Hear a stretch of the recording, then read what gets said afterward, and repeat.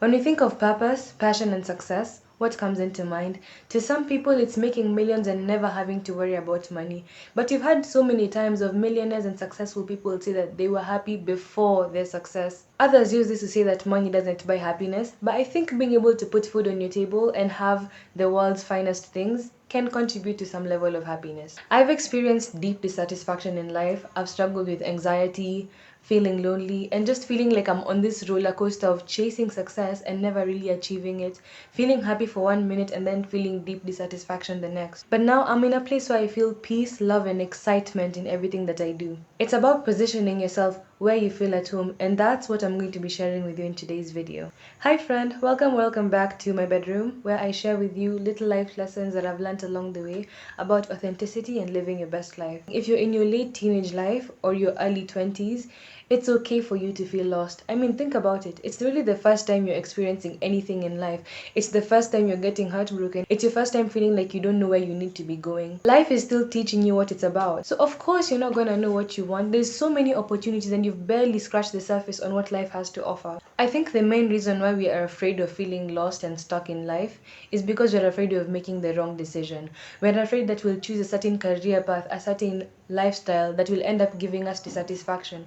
But the truth is, you are still very young and you have so much time to experiment, to explore, to learn what your passions are. Of course, you don't know what your passions are, you've just never tried it before. So the first thing I'd advise you is to take up a creative hobby. Not just any hobby. I want you to ask yourself this: is it related to what you're currently doing? Do you have any form of experience in it? If your answer is yes, then that is not a creative hobby you want to be following or starting out. If you already have a hobby or an endeavor that you would like to keep in your life and you're sure resonates with you, then by all means keep going. But if you don't, this tip is especially for you. I would advise you to take something that you don't really know about, but you've always been interested in. We are trying to get out of this box that tells us that we need to be right about everything. Aside from opening up your mind, it will give you a sense of grounding and achievement. I've always been really good at music. That is my passion. I've been trying to improve it for the longest time. I play the piano, I also sing. But when I was trying to pick up something, I did not go for music. And this is because this has been in my life for such a long time and I still felt this lack of achievement. Most of the times in our lives, other things control us. Our parents, our desire for security, our friends. But here you are deciding on one random thing that you've liked and you're pursuing it. You don't have to hold on to it or do it forever, but at the end of the day, there's nothing wrong with picking up a skill or two. The second thing I'd say is to document your strong emotions. I've done this for the longest time without even realizing it. I'm a very deep thinker, and so whenever something happens in my life, I sit down and think about it for unhealthy amounts of time. I don't do that anymore. But sometimes the feeling of being lost and being dissatisfied is not because we're on the wrong path. It's just that we're not aware of whether or not our path is right. Now, the way to start building this awareness with ourselves is by realizing, what are these moments that give me joy? What experiences in life make me sad? If you remember in my intro, I mentioned that now I'm living a life of peace, love, and excitement. The more I paid attention to my life, the more I paid attention to my emotions, I realized that I feel most at home when I'm experiencing these three emotions. So if you think about it, what are the emotions that you would like to feel more of? Feel free to leave a comment down below. Then document your emotions for the next 2, 3 weeks or even a month, and then come back after that time and see whether or not your response has changed. The longer you do this, the better, because you have more data to gather from. Not only will you be moving closer to your passions, learning your likes and dislikes, but you will also give yourself the chance to see change as it happens. Letters are also really important. When I was younger, I used to write letters to my future self, telling her to be strong and that I hope she's proud of me. And I randomly find them in my journals and then I read them and I feel so proud of myself. I feel so proud of that version of me who chose to stay strong even when life was showing me the worst parts of it. And now I even write letters to my younger self because I remember myself imagining my future self looking back at me and being proud of me. Write letters to the universe. Write letters to God. Tell God how grateful you are, even for things He hasn't done yet, because you know that you manifest what you are. When you're able to act as if what you want is already there for you, then it comes in with much less resistance. Tip number 4 is to revisit your childhood. Now, I know that this may not be easy for everyone, but bear with me. As a child, what did you absolutely love doing and how did it make you feel? I know we all had that artist phase where we drew and put things on the walls and tore papers and cut up sheets with scissors. I used to absolutely love learning. Yes, I know I'm a nerd, shoot me. I enjoyed coloring, I enjoyed drawing, I enjoyed singing. Now, if you were the ratchet type that enjoyed cutting up things, I'm not saying you start doing that again. It's less about the activity and more about the feeling that you were going for. I sought out to create, I sought out happiness. For the second category, it could be more about seeking adventure, seeking excitement, doing things that would otherwise not be done. Thrill seeking, if you will. I know that not everybody had a sunshine and rainbows type of childhood, and for you, I would ask, what is it that you desired more of? What feeling did you crave the most? What fantasies did you have as a child? When I was a little bit older, I struggled a lot with loneliness. As usual, being one of the smart kids as a child led you to being isolated, or at least that's what happened for me. So what I dreamt of was being in a friend group that really loved, cared, and understood me. So if you are the kind to seek out excitement or creativity, how can you do that now? Would that be by joining a class? Would that be by saving up and going for a spontaneous trip? And so these are all key things that are building up to what our ideal life is, what our purpose is, what is it that we truly want in life. Use these feelings as pointers. Another key pointer is to observe the people and the traits that you admire. Do you have people who you see and you're like, wow, I would want to be like them? What is it about them that you find so alluring? I've always admired people who can deliver their points clearly and concisely. I used to be a very fast speaker and had really long sentences that were borderline over explaining the point. And that's something that I've always wanted to work on. And this endeavor that I found is helping me to achieve that. And so every minute I spend on my YouTube channel, I know that not only am I helping others, but I'm also improving an aspect of myself that I would want to be better at. This goes to show that your desired purpose doesn't have to be one thing. Life has a way of intertwining everything that you desire. I don't know if I'll end up getting a singing gig anytime in the future, but for now, my curiosity about human psychology, coupled with my desire for helping people, coupled with my desire to be a good communicator, have come together to bring me a potential place where I can feel like my purpose is being fulfilled. List down everything that you would want to do, try it all.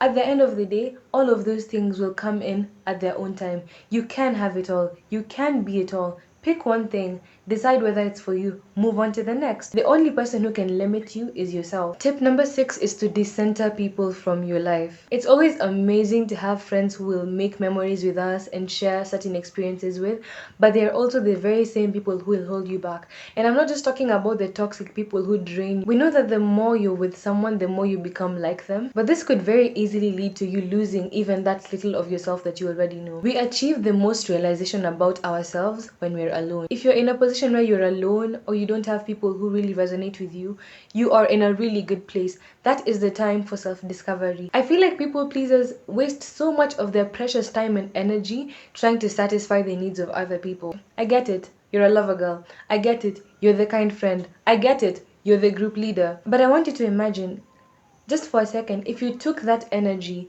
from the people who you're trying to satisfy, whether or not they care about you is a whole other story. Take that energy and put it somewhere else. Put it into yourself. Put it into finding out where exactly you're supposed to be. How many more doors do you think are going to open for you? We try to hold on to specific people, forgetting that people are there for certain seasons and for certain reasons. And the moment that season is over, holding on to them causes more harm than good. It stops you from moving forward. It stops them from learning the next chapter of their life. And most of all, it blocks you from meeting even more people who will enable you to achieve your maximum success and happiness. Take the attention away from people and into those experiences. Whenever you focus on experiences, people who are doing the same thing will be attracted to you. And so now you get the best of both worlds. You have spent so much time focusing on other people, trying to please them when they're in their element, when you could have just decentered them from your life, focused on you, and then attracted people who are giving you the satisfaction you need within your energy. You don't have to step outside of yourself to meet people. You can have the best of both worlds. It may take some time, it may take a period of loneliness, but I promise you, as long as you're doing something that lights up your soul, you will attract people who are magnetized to that light.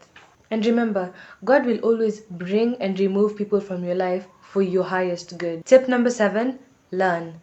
Build your knowledge. Read books. Watch content related to what you want to know. You're very young. You don't know a whole lot. And if you think you do, you don't. Instead of always doom scrolling, take 20 minutes and learn something about your physical health, your emotional well-being, mental maturity, financial life, If you take 10, 15, 20 minutes every single day learning something small about yourself and about life, imagine where you're going to be after a year. Now, if you've picked this up, I started by saying that you bring in a creative endeavor, and now I'm almost finishing and I'm saying that you learn something. Always create before you consume. When you integrate information, try and put it out, whether that's by writing it down, sharing it with someone else, putting it down in my comment section. Make friends with people you want to be like and learn from them. Let your life flow between creating and consuming, between learning and sharing. And a bonus tip, probably the most important one, slow down and make time for you. I cannot stress this enough. You don't have to rush life. I know that people are out there becoming millionaires at 16, but that's them. One thing I believe with all my heart is that we all have similar experiences, just in different orders and in different contexts. If someone was rich at 16, they'll probably experience the same things that you experienced while you were 16, just at a later age. That goes to show that there's no right or wrong way to do it. Just be. Life flows, life knows where you need to be. There are very few things that are set in stone, and at the end of the day, everything is working out as it should be. So take some time, smell the roses, do things for you. We're always doing things for other people, trying to live by other people's standards.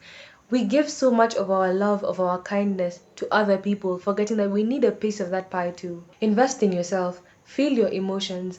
We need to stop acting like this moment can be experienced more than once. And remember, you don't find your purpose finds you.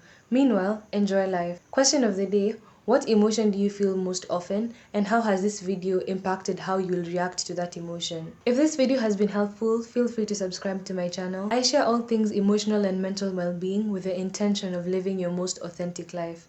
Thank you so much for being here. I love you and take care.